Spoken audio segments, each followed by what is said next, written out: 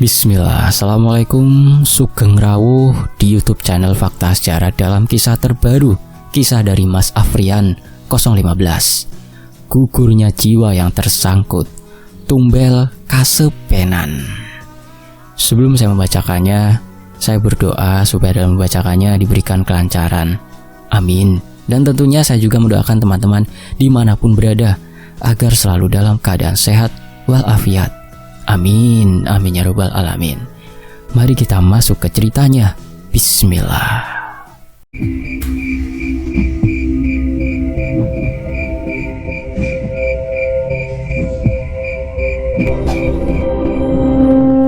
Kamu yakin mau ikut, nak? Malam ini sepertinya akan sangat berat. Suara berat bapak, Pak Nur, memecah keheningan di dalam mobil tua kami yang bergerak perlahan membelah senja. Aku, Rian, yang baru berumur 12 tahun, menoleh ke samping. Wajah bapak yang keras dan penuh kerutan terlihat samar dalam cahaya oranye kemerahan yang menembus kaca depan. Ada gurat kelelahan di sana, sebuah bayangan yang selalu muncul setiap kali kami akan menuju tempat tugas. Aku harus ikut, Pak. Aku janji gak akan ganggu. Aku mau bantu bapak. Jawabku, suaraku sedikit bergetar. Bukan karena takut pada tempat yang akan kami tuju, tapi takut bapak akan meninggalkanku sendirian di rumah. Bapak menghela nafas panjang. Bantu? Kamu bantu bapak dengan tetap berada di mobil saat bapak bilang jangan keluar, atau saat bapak minta kamu baca doa pendek yang sudah bapak ajarkan. Ingat, Rian, tempat ini bukan main-main. Sepupu bapak itu, Mas Bimo, menelpon dengan suara putus asa. Anaknya, Lia, sudah diambang batas kewarasan. Dan dari aura yang bapak tangkap, rumah mereka. Bapak menjeda, memutar setir tajam menghindari lubang. Rumah mereka sudah jadi sarang, penuh sesak. Aku menelan ludah. Sarang? Kata itu selalu membuat bulu kuduku berdiri. Aku tahu yang bapak maksud, bukan sarang lebah atau semut, tapi sarang bagi mereka yang tidak terlihat, yang suka mengganggu, bahkan merenggut jiwa. Aku sudah terbiasa dengan pekerjaan bapak. Sejak kecil, aku melihat botol-botol kaca bekas selai yang berisi gumpalan asap hitam berputar kencang, mendengar bisikan-bisikan aneh di tengah malam, dan menyaksikan bapakku yang ternyata setelah aku dewasa baru ku ketahui bahwa beliau seorang spiritualis kejawen tingkat tinggi, menaklukkan entitas yang membuat orang dewasa menangis ketakutan. Kami tiba di sebuah kompleks perumahan tua. Lampu-lampu jalan berkedip-kedip seolah enggan menerangi jalan. Rumah Mas Bimo terletak di ujung blok, diapit oleh pohon beringin tua yang akarnya menjulur seperti urat-urat raksasa di pinggir parit. Ketika mobil kami berhenti, aku langsung bisa merasakannya. Udara di sekitar rumah itu terasa lebih dingin, lebih padat, dan yang paling parah, ada rasa pusing yang tiba-tiba menyerang kepalaku. Itu adalah rasa yang selalu muncul saat aku dikelilingi oleh banyak makhluk astral. Bapak pernah bilang, indraku terbuka, dan aku harus belajar mengendalikannya. Rumah itu gelap, hanya diterangi oleh cahaya remang dari ruang tamu. Begitu bapak mematikan mesin, aku melihatnya. Di setiap jendela, di setiap sudut atap, di balik semak-semak, mereka ada di mana-mana. Mereka seperti kabut hitam pekat yang bergerak perlahan, dan beberapa di antaranya memiliki mata merah menyala yang menatap lurus ke arah mobil kami. Jumlah mereka kali ini benar-benar tidak terhitung. Pintu rumah terbuka dan Mas Bimo, sepupu bapak, muncul dengan wajah yang jauh lebih tua dari usianya. Di belakangnya berdiri Mbak Sari, istrinya, yang matanya terlihat bengkak dan kosong. Nur, syukurlah kamu datang. Mas Bimo berbisik parau sambil memeluk bapak erat-erat. Langsung saja, Bim. Bagaimana, Lia? Tanya bapak tanpa basa-basi. Kami masuk. Aroma dupa minyak wangi dan sesuatu yang amis bercampur aduk di udara. Ruang tamunya terasa pengap dan sensasi pusingku semakin menjadi. Aku berdiri dekat bapak, mencoba terlihat biasa saja. Padahal di sudut ruangan, aku melihat sosok wanita berbaju putih kusam sedang duduk membungkuk. Kepalanya menghadap ke dinding, rambutnya yang panjang menutupi seluruh punggungnya. Mataku bergetar, aku tidak berani melihatnya lama-lama. "Lia, dia semakin parah, Nur." Mbak Sari akhirnya bersuara. Suaranya seperti pecahan kaca. "Sudah 3 bulan ini, mulai dari demam tinggi yang gak turun-turun, lalu dia mulai bicara sendiri. Dokter bilang dia stres atau mungkin depresi remaja. Tapi aku yakin ini bukan penyakit biasa. Ini ada yang ikut dia." "Lia ada di mana?" "Di kamar. Tolong Nur, kami sudah putus asa. Dia bahkan tidak mau makan lagi." Bapak mengangguk, meletakkan tas kainnya yang ibarat alat kantor. Beberapa botol kecil kosong dan sebungkus rokok di meja. "Rian, kamu tunggu di sini, jangan bergerak. Dan jangan lihat kemana-mana kalau bapak belum suruh. Fokus ke bapak saja ya," perintah bapak dengan nada tegas. "Siap Pak," jawabku, meski aku tahu itu hampir mustahil. Mereka sudah mengepungku. Aku bisa merasakan nafas dingin mereka di belakang leherku. Bapak dan Mas Bimo berjalan menuju kamar Lia. Aku mencoba menarik nafas dalam-dalam. Tiba-tiba dari arah kamar terdengar teriakan. Bukan teriakan biasa. Itu adalah jeritan yang melengking, penuh penderitaan, seperti suara binatang yang terjebak dan kulitnya dikuliti perlahan. "Tidak, jangan. Aku bilang jangan dilihat. Itu cantik. Kenapa kalian bilang itu tidak ada?" Mbak Sari langsung terduduk di sofa, menutup telinganya, dan menangis terseduh-seduh. Aku menoleh ke pintu kamar. Bapak keluar dengan wajah yang jauh lebih tegang dari sebelumnya. Di tangannya, ia memegang sepotong kain kasa kecil yang sedikit bernoda merah. "Dia melakukannya lagi?" tanya Mas Bimo. Suaranya bergetar. Bapak hanya mengangguk pelan. "Bimo, Sari, penyakit ini tidak ada di buku kedokteran manapun. Ini adalah ulah mereka. Dan mereka jumlahnya sangat banyak. Mereka tidak hanya mengganggu, tapi sudah menguasai anak kalian." Aku ingat cerita Mas Bimo sebelumnya. Lia, gadis berusia sekitar 15 tahun, sering melakukan hal aneh. Dia akan mencubit dan mengelupas kulit di wajahnya sendiri dengan kuku, kadang sampai berdarah. Lalu dia akan menunjukkan potongan-potongan kulit itu pada orang tuanya sambil tersenyum lebar dan berkata, "Lihat, cantik kan? Kenapa kalian tidak mau melihatnya?" Padahal di mata Mas Bimo dan Mbak Sari tidak ada apa-apa.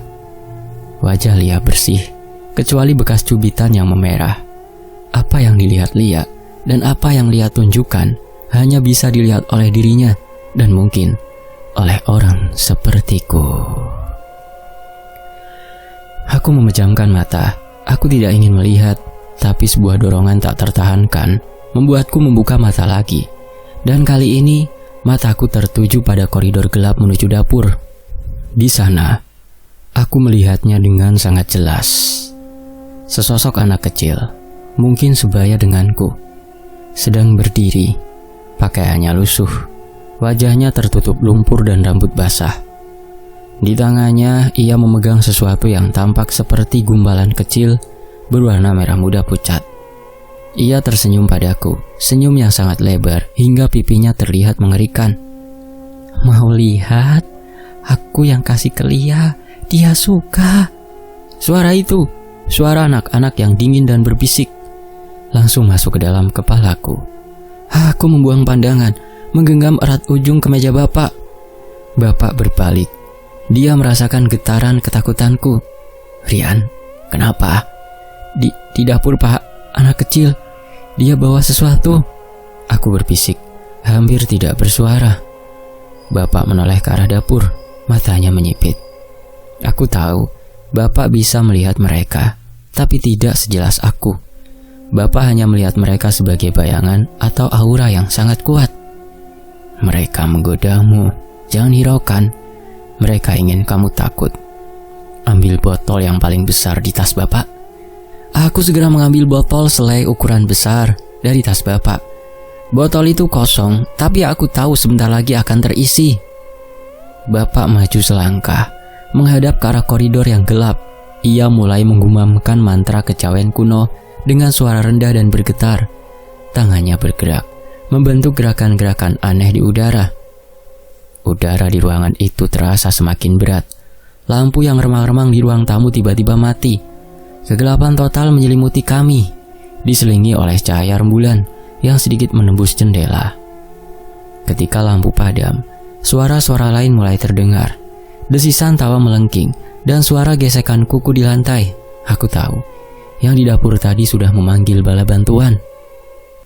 Keluar kalian, rumah ini bukan tempat istirahat kalian. Jangan ganggu cucu-cucu manusia ini, raung Bapak. Suaranya bergetar tetapi penuh otoritas.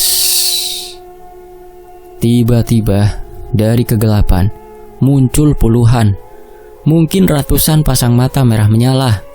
Mereka seperti kunang-kunang neraka yang melayang di udara mengelilingi kami. Mas Bimo dan Mbak Sari sudah merangkul satu sama lain, menangis ketakutan. Nur, aku takut. Mereka nyata, teriak Mas Bimo. Diam, tutup telinga kalian, perintah Bapak. Bapak mengambil sebatang kemenyan dan korek api. Dengan sekali gesekan, api menyala dan aroma yang kuat segera memenuhi ruangan. Bapak mengayunkan kemenyan ke depan dan bayangan-bayangan hitam yang mengelilingi kami tampak mundur sejenak seperti terbakar. Rian, botolnya. Aku menyodorkan botol selai besar itu pada Bapak. Bapak memegang botol itu dengan satu tangan, dan dengan tangan yang lain, ia membuat gerakan memutar di udara, seolah-olah menarik tali tak terlihat. Masuk kalian, kembali ke lubang kalian, teriak Bapak. Saat Bapak berteriak, aku melihat sesuatu yang mengerikan.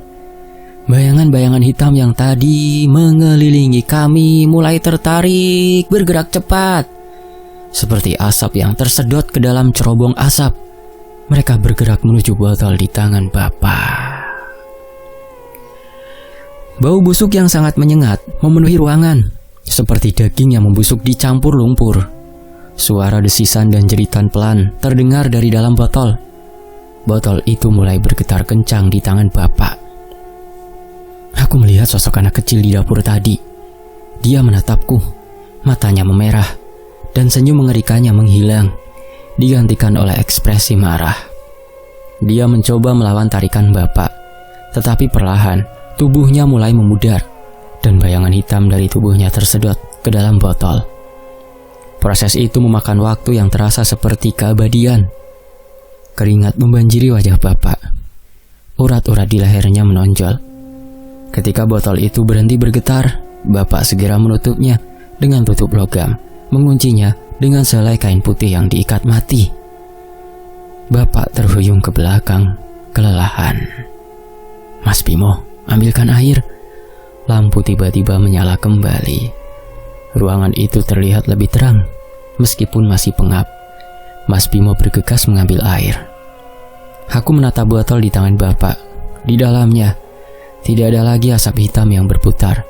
Hanya ada kegelapan yang pekat, seolah-olah botol itu menelan semua cahaya.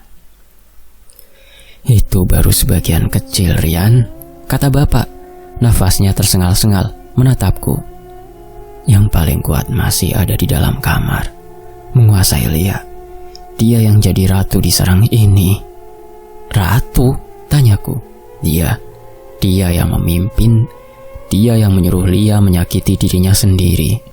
Dia suka rasa sakit, dan yang terburuk, dia menumbuhkan bibitnya di dalam tubuh Lia. Bibit apa, Pak? Bapak menggeleng. Nanti Bapak jelaskan. Sekarang Bapak harus masuk lagi. Kamu bawa botol ini, jangan dibuka, jangan dilepas dari tanganmu. Dan yang paling penting, jangan sampai pecah. Besok kita buang ke Serayu. Aku menerima botol itu. Dinginnya menyengat. Seolah-olah semua energi dingin di ruangan itu berkumpul di sana. Aku merasa berat dan pusing. Lampu tiba-tiba menyala kembali. Ruangan itu terlihat lebih terang, meskipun masih pengap. Mas Bimo bergegas mengambil air. Aku menatap botol di tangan Bapak. Di dalamnya tidak ada lagi asap hitam yang berputar.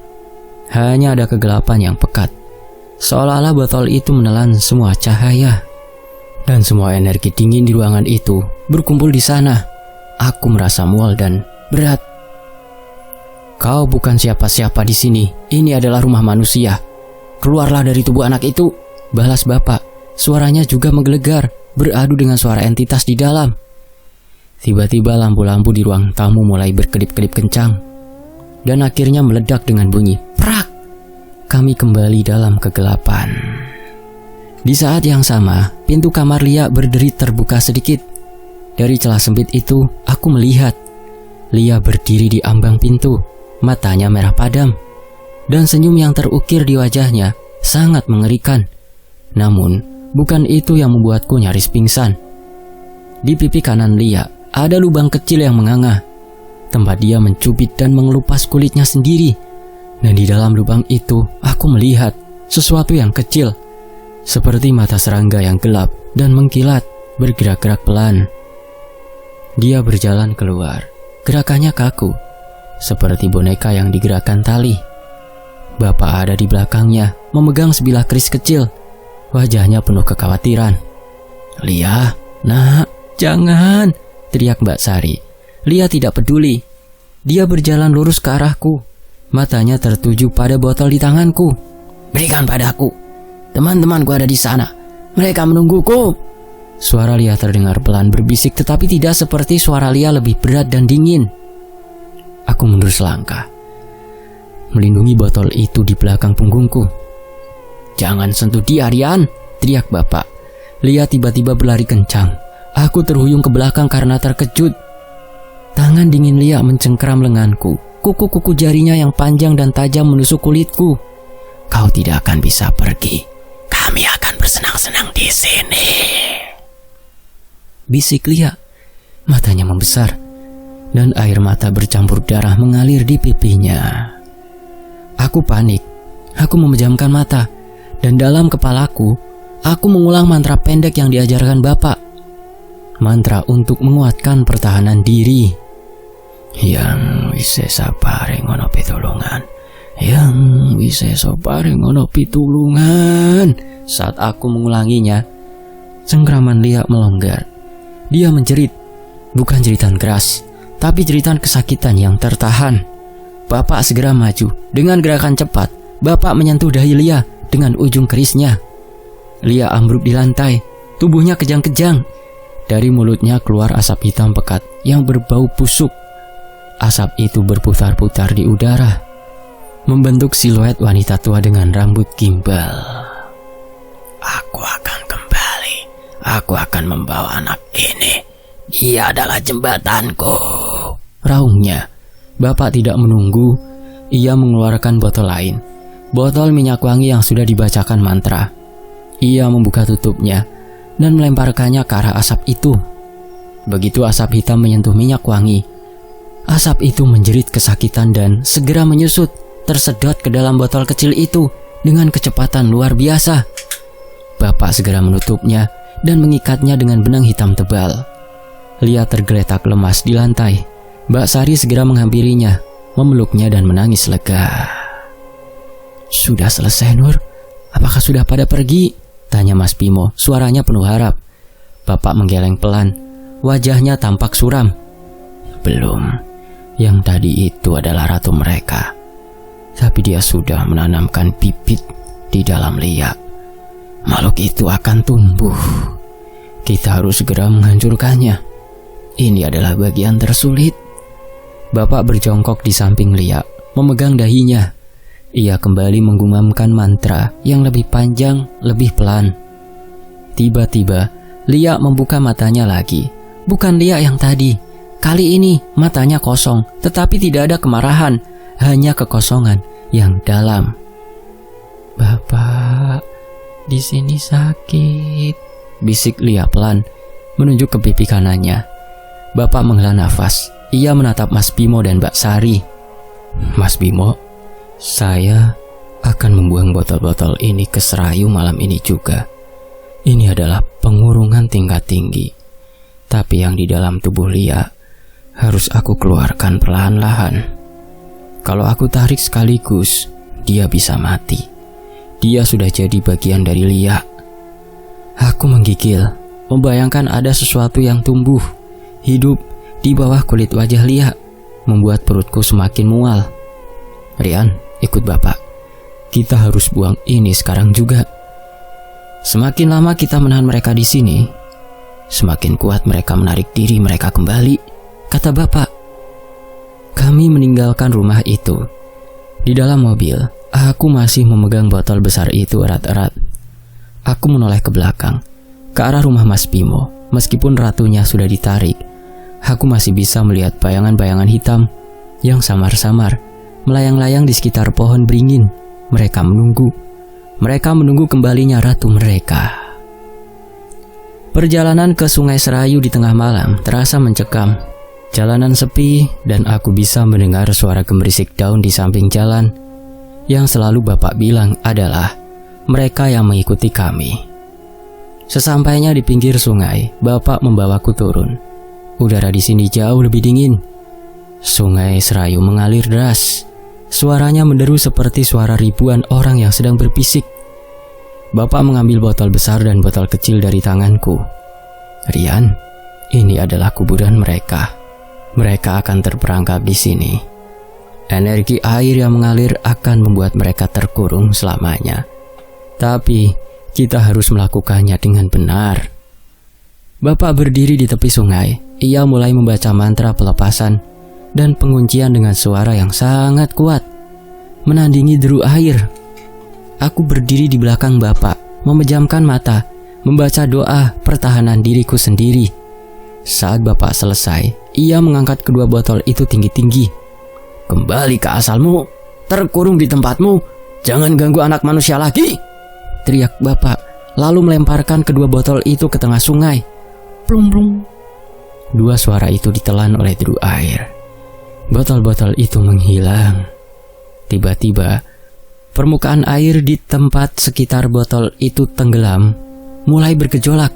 Tidak ada angin, tetapi air itu bergerak liar. Suara jeritan, tangisan, dan raungan yang tak terhitung jumlahnya muncul dari bawah air, membuat bulu kuduku merinding hingga ke ubun-ubun. Seolah-olah seluruh isi sungai itu hidup dan menjerit kesakitan. Kami berdiri di sana, menunggu hingga air kembali tenang. Setelah beberapa saat, gejolak itu mereda. Air kembali mengalir seperti biasa. Sudah, mereka tidak akan bisa kembali lagi, kata Bapak, wajahnya pucat. Kami kembali ke mobil. Di perjalanan pulang, Bapak menjelaskan tentang bibit yang ada di dalam Lia. Bibit itu adalah bagian dari diri mereka yang paling jahat. Mereka tanamkan di dalam organ atau di bawah kulit, semacam janin energi negatif. Ketika bibit itu tumbuh, energi Lia akan habis dan dia akan menjadi inang permanen, menjadi jembatan bagi entitas lain. Itu sebabnya Lia mencubiti wajahnya sendiri. Mereka menyuruhnya untuk membuat lubang, untuk memberi ruang bagi bibit itu bernafas dan tumbuh lebih cepat. Aku menggigil mendengarnya, membayangkan ada sesuatu yang hidup di bawah kulit Lia yang menyuruhnya menyakiti diri sendiri. Adalah mimpi buruk yang paling mengerikan. Jadi apa yang Bapak lakukan besok?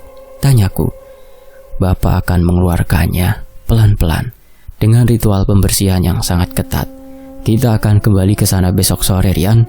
Persiapkan dirimu. Keesokan harinya, kami kembali ke rumah Mas Bimo. Siang hari terasa sedikit lebih baik, tetapi aura di sekitar rumah itu masih terasa dingin dan tidak menyenangkan. Mas Bimo dan Mbak Sari menyambut kami dengan wajah yang sedikit lebih tenang. Lia terlihat jauh lebih baik, tidak lagi berteriak. Dia hanya duduk diam di kamarnya, menatap ke kejauhan.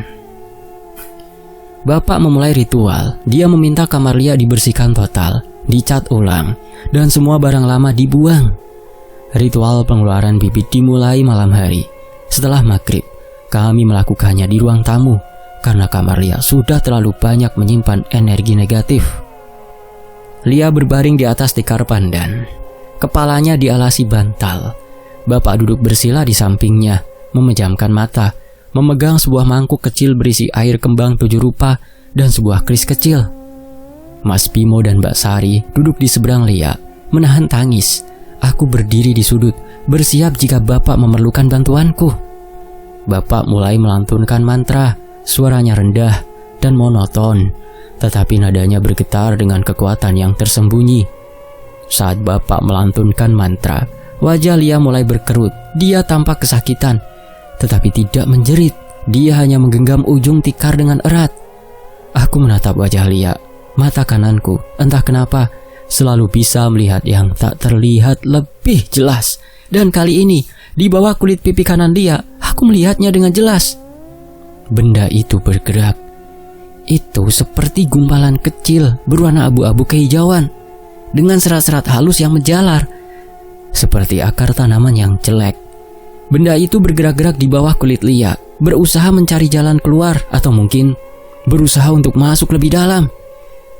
Bau amis dan busuk kembali menyeruak.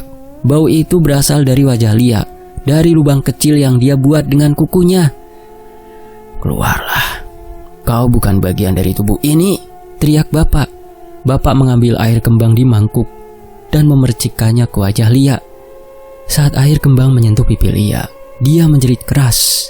Bukan suara Lia, tapi suara melengking seperti burung gagak. Dan yang paling mengerikan, dari lubang kecil di pipi Lia muncul cairan kental berwarna hitam kehijauan, disertai dengan bau busuk yang sangat tajam. Bapak segera menempelkan ujung kerisnya yang sudah dibacakan mantra di dekat lubang itu, seolah-olah mengundang benda di dalam itu keluar. Proses itu berlangsung lama. Lia terus menjerit dan menggeliat. Mas Bimo dan Mbak Sari harus memegangnya kuat-kuat. Aku menahan nafas. Mataku terpaku pada Lia yang seolah-olah pipinya sedang melahirkan kengerian. Setelah sekitar 1 jam, gumpalan hitam kehijauan itu terlihat lebih jelas, bergerak naik, seolah-olah ditarik keluar oleh sesuatu. Tiba-tiba Lia berhenti berontak. Matanya yang merah menoleh ke arahku. "Jangan biarkan dia mengambilku. Aku cantik. Aku akan memberimu teman yang banyak. Teman-teman yang bisa kamu lihat." Suara itu masuk ke kepalaku, mencoba merayuku. Aku merasakan dingin yang menusuk. "Jangan bicara dengannya, Rian. Lihat keris Bapak," teriak Bapak. Aku memejamkan mata, fokus pada keris Bapak yang berkilauan samar dalam cahaya remang-remang lampu. Ketika aku membuka kelopak mata, Bapak sudah berhasil menarik keluar benda itu. Benda itu tergeletak di atas tikar di samping kepala Lia. Bentuknya seperti seonggok daging busuk berwarna hitam dan hijau dengan urat-urat kecil yang bergerak-gerak. Ukurannya hanya sebesar kuku jari kelingking, tetapi kengerian yang dipancarkannya begitu besar. Bapak segera menyiramnya dengan sisa air kembang dan membungkusnya dalam kain putih. "Alhamdulillahirabbil alamin," bisik Bapak. "Dia sudah keluar." Lia tertidur lemas. Wajahnya yang pucat terlihat damai. Lubang di pipinya mengeluarkan darah, tetapi tidak ada lagi gerakan di bawah kulitnya. "Ini belum selesai," kata Bapak menatap Mas Bimo. "Benda ini, bibit ini harus dihancurkan. Benar-benar hancur. Kita harus membakarnya dan membuang abunya di 3/4 jalan yang berbeda." Bapak melihat jam. "Sudah larut. Saya harus melakukannya sekarang." Aku tahu Bapak tidak ingin menunda. Bibit sekecil itu memiliki daya tarik yang kuat terhadap energi negatif lain dan bisa memanggil ratu yang sudah dikurung. "Rian, kamu harus ikut lagi. Kamu harus menjadi saksi memastikan bibit ini benar-benar hancur." Maka malam itu kami kembali bergerak. Kami berhenti di pinggir jalan yang sangat sepi. Di bawah tiang lampu yang redup, Bapak mengeluarkan sebuah kaleng bekas dan meletakkan bibit di dalamnya. Dia menaburi benda itu dengan bubuk dupa dan minyak wangi, lalu menyalakan korek api. Api menyala, bibit itu mulai terbakar. Bau busuk dan amis yang menusuk hidung kembali tercium. Tetapi kali ini, bau itu bercampur dengan bau gosong yang mengerikan. Saat benda itu terbakar, api di sekitarnya berubah warna. Dari oranye kemerahan menjadi hijau kebiruan, memancarkan cahaya yang tidak wajar. Dan dari asap yang mengepul, aku melihat bayangan-bayangan kecil yang tak terhitung jumlahnya. Mereka tampak seperti wajah-wajah kecil yang kesakitan, menjerit dalam keheningan. "Rian, jangan lihat, tutup mata," teriak bapak. Aku menutup mataku erat-erat, tetapi suara-suara bisikan dari asap itu tetap masuk ke dalam kepalaku, mengolok-olok, memanggil namaku. Setelah beberapa menit, api padam. Yang tersisa hanyalah abu hitam kecoklatan. Bapak membagi abu itu menjadi 3 bagian. Dia memberikannya padaku dan Mas Bimo yang ikut bersama kami. Jalan yang berbeda, taburkan di tengah-tengah persimpangan, jangan menoleh ke belakang, jangan mengucapkan apa-apa, langsung kembali ke mobil. Aku menerima sedikit abu di telapak tanganku, dingin dan kasar. Aku berjalan ke persimpangan terdekat. Di tengah jalan, aku berhenti dan menaburkan abu itu. Begitu abu itu menyentuh aspal, aku mendengar suara psst, psst di belakangku, seolah-olah ada yang berbisik tepat di telingaku. Psst, psst. Aku menahan diri untuk tidak berbalik. Aku berlari kembali ke mobil. Malam itu kami berhasil. Lia sudah aman.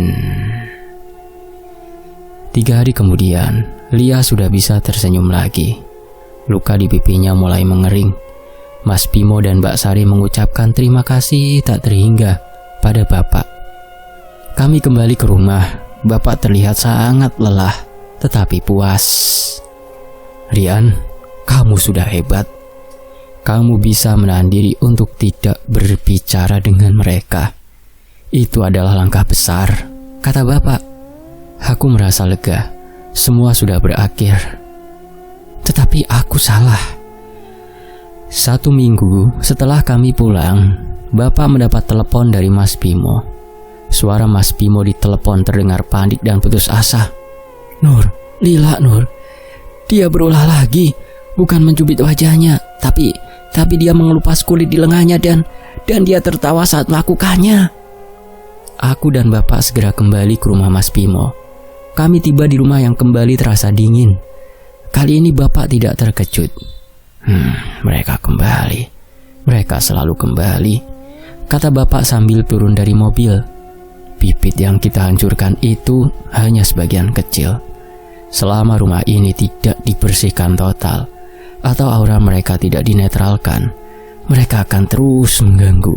Dan kali ini, mereka lebih pintar. Ketika kami masuk, Lia ada di kamarnya. Dia duduk di sudut, memeluk sebuah boneka lusuh yang sebelumnya tidak pernah kulihat. "Lia, ini Bapak, Nak," kata Mas Bimo pelan. Lia mendongak. Di lengan kirinya ada bercak merah dan sedikit darah. Tetapi yang membuatku ketakutan adalah tatapannya. Matanya kembali kosong dan ada senyum yang tidak wajar di bibirnya. "Hei Om Nur," sapa Lia. Suaranya pelan dan manis, tetapi ada nada yang sangat dingin di baliknya. "Lia, kenapa kamu lakukan ini lagi, Nak? Kamu kan sudah sembuh, Nak?" tanya Mbak Sari, menahan air mata. "Sembuh? Tidak, Bu. Aku tidak sakit. Aku hanya merawat temanku," jawab Lia. Dia mengangkat boneka lusuhnya. Boneka itu kotor dan robek. "Lihat, ini cantik kan?" Lia mengelupas potong kecil kulit di lengannya yang sudah berdarah dan menempelkannya di wajah boneka itu. "Temanku ini mau kulit yang cantik, Bu. Kalau aku kasih, dia janji mau main sama aku terus." Mas Bimo dan Mbak Sari terkejut melihat tingkah Lia. Mereka hanya melihat Lia menempelkan sesuatu yang tidak terlihat pada bonekanya. Tapi aku melihatnya. Di dalam boneka lusuh itu ada mata-mata kecil berwarna merah menyala yang bergerak-gerak. Dan saat Lia menempelkan potongan kulitnya, boneka itu tersenyum padaku. "Terima kasih, kau mau main juga, Rian?" Suara dingin itu kembali berbisik di kepalaku. Aku mundur selangkah. Bapak maju ke depan. Wajahnya keras. "Kau sudah kembali? Kau tidak kapok?" Setelah kukunci di serayu, Lia atau entitas yang menguasainya tertawa kecil. "Serayu? Itu hanya kolam, Nur. Kami berenang sebentar, lalu kembali. Kami punya jalan pintas." Bapak terdiam. "Jalan pintas? Tidak mungkin. Boneka ini milikku. Ini adalah sarang yang lebih baik," kata Lia memeluk erat boneka itu. Aku menyadari entitas itu tidak lagi mengandalkan Lia sebagai inang. Dia menjadikan boneka itu sebagai rumah, dan Lia hanya menjadi pelayan yang memberinya makanan. "Boneka itu harus dibakar, Nur," seru Mas Bimo panik. Bapak menggeleng. "Tidak. Kalau kita bakar di sini, energi jahatnya malah akan menyebar ke seluruh rumah. Kita harus membawanya keluar dulu." Bapak menoleh padaku. "Rian, kamu ambil tas Bapak. Kita akan buat pengurungan yang lebih kuat. Kita akan bakar boneka itu di tempat yang sangat jauh, di bawah beringin tua di batas desa." Aku segera berlari mengambil tas Bapak. Ketika aku kembali, Lia sedang menatapku. Senyum di bibirnya menghilang, digantikan oleh tatapan yang dingin dan menusuk. "Kau mau merebut temanku, Rian? Aku tidak akan membiarkanmu. Kalau kau ambil dia, aku akan mengambil apa yang paling berharga darimu." Aku tahu, ancaman itu bukan main-main.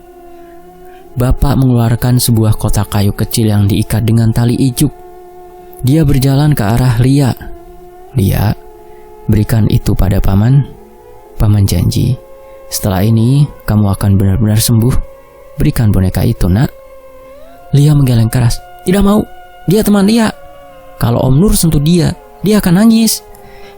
Saat Bapak mendekat, boneka itu tiba-tiba bergetar di pelukan Lia. Dan dari boneka itu muncul suara tawa yang melengking. "Kalian tidak akan bisa membawaku. Rumah ini milikku.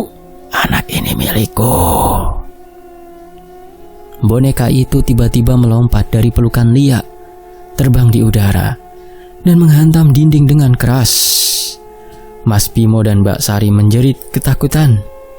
Boneka itu kemudian berputar-putar liar di kamar, mengelilingi kami, menciptakan angin kencang yang membuat rambut kami terbang.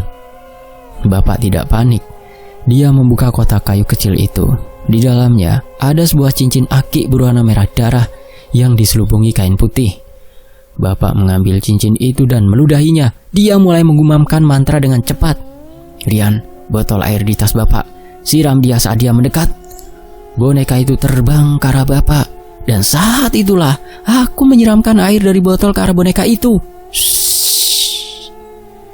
Saat air mengenai boneka itu mengeluarkan asap tebal dan jatuh ke lantai, tergeletak tak berdaya.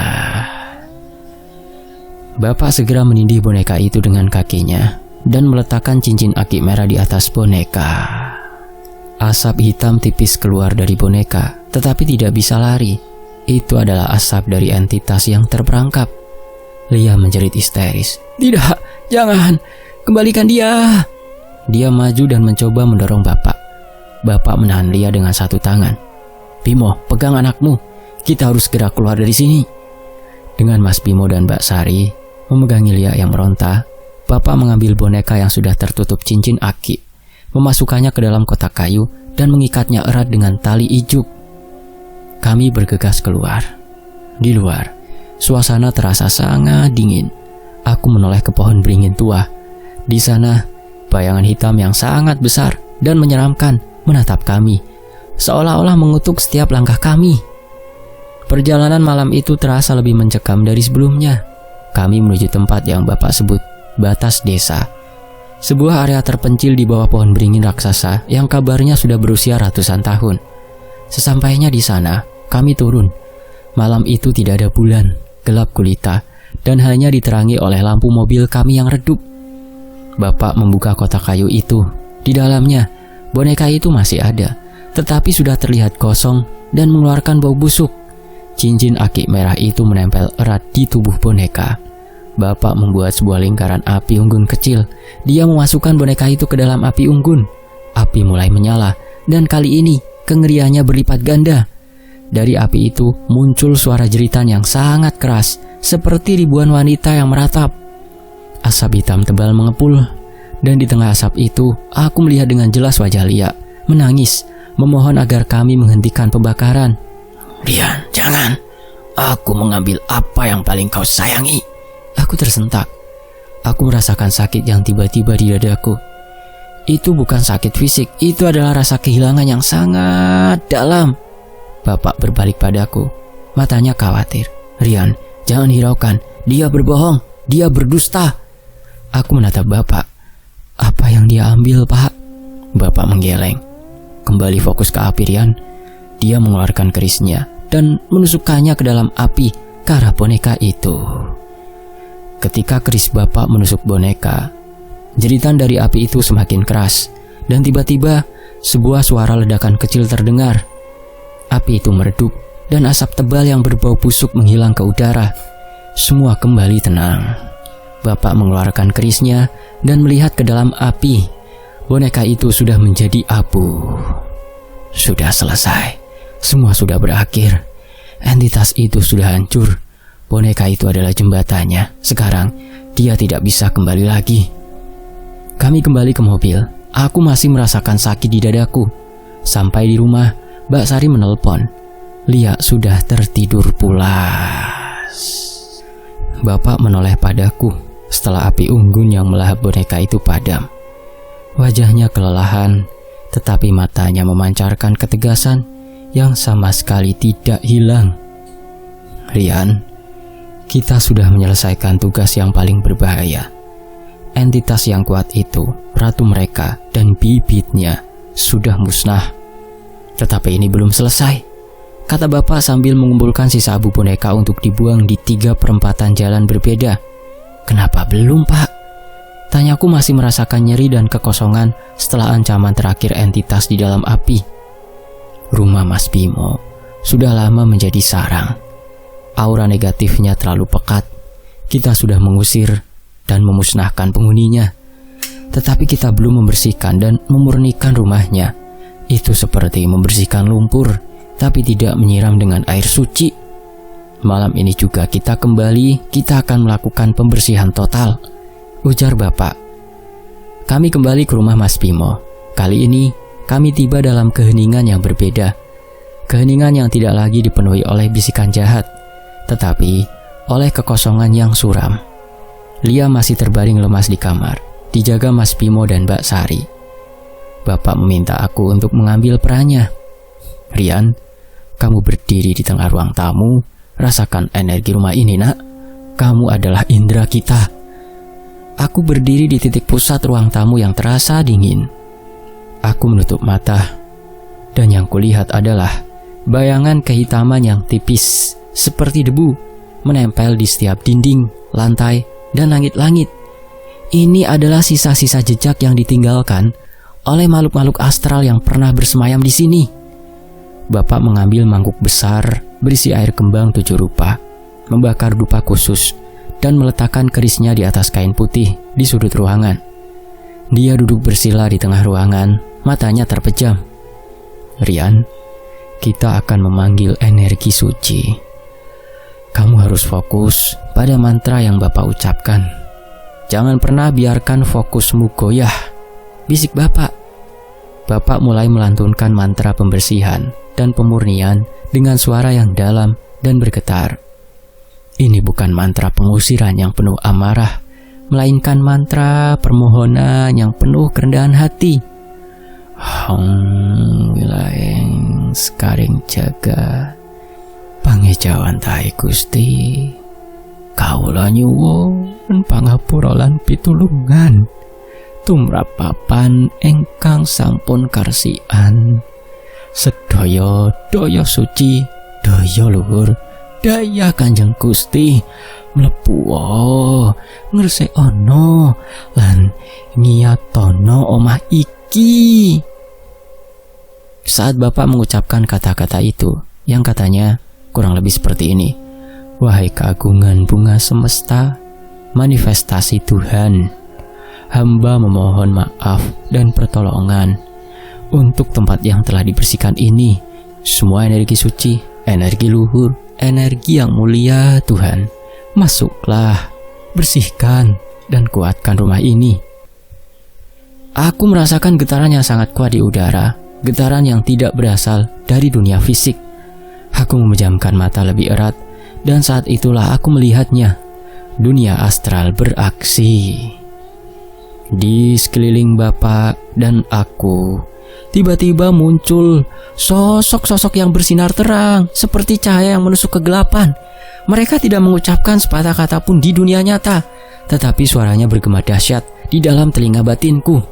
Pertama, suara-suara berat dan berwibawa yang terdengar seperti gema dari gua-gua kuno, melantunkan mantra perlindungan dalam bahasa Jawa kuno. Itu adalah para leluhur Bapak, barisan panjang ruh-ruh pendahulu yang menjaga jalur spiritual keluarga kami. Anakku Nur, jangan kau khawatir, kami di belakangmu.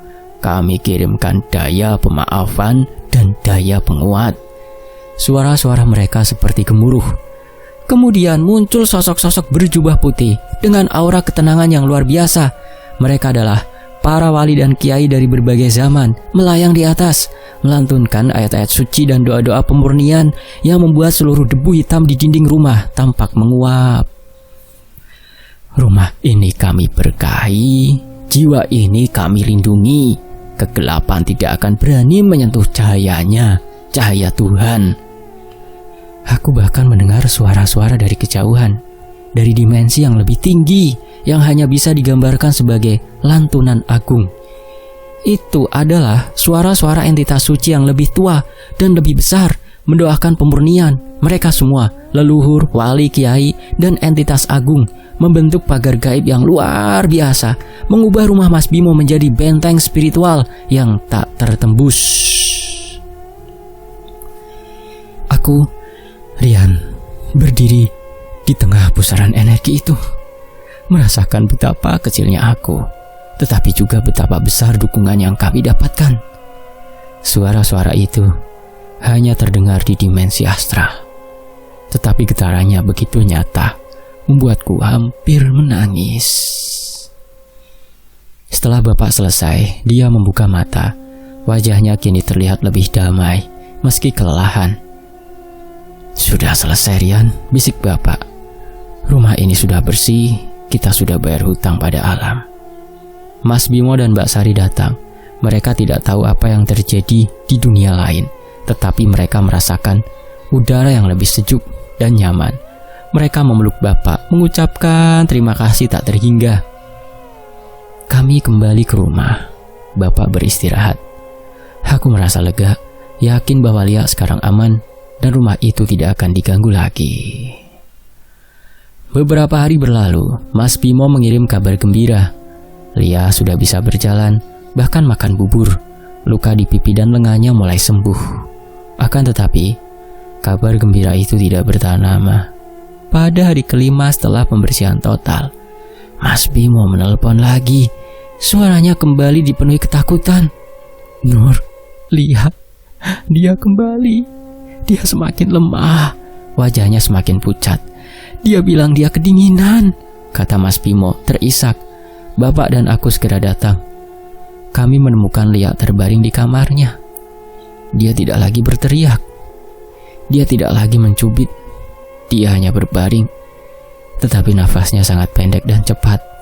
Bapak memegang pergelangan tangannya. Matanya memancarkan kesedihan yang mendalam. Bim, Sari, kekuatan hidup Lia sudah habis, bisik Bapak. Lia membuka matanya perlahan, menatap Bapak, lalu menatapku.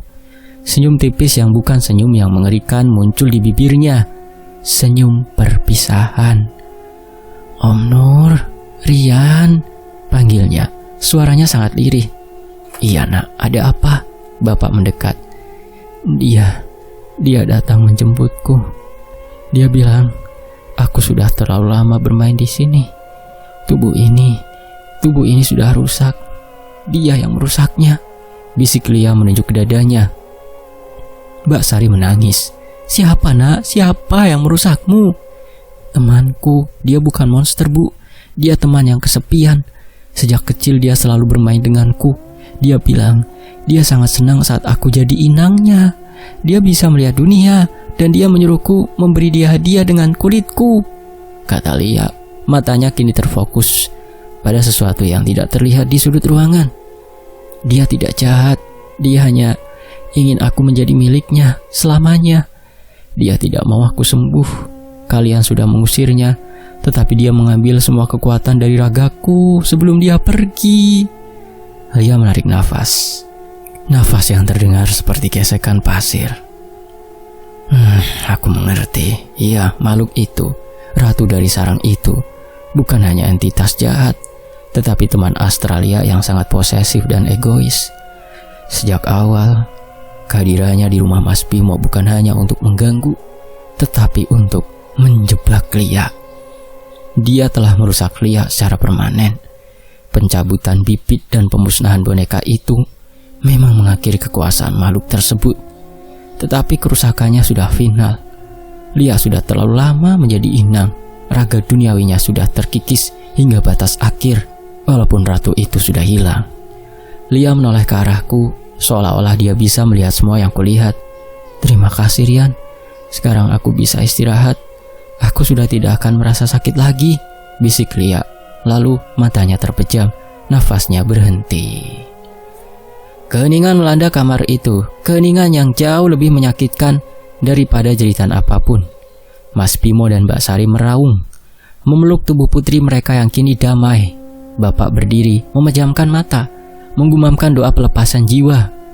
Aku hanya bisa berdiri di sudut, menatap nisan yang akan segera dibuat untuk Lia. Kemenangan kami di dunia astral datang dengan harga yang paling pedih di dunia nyata.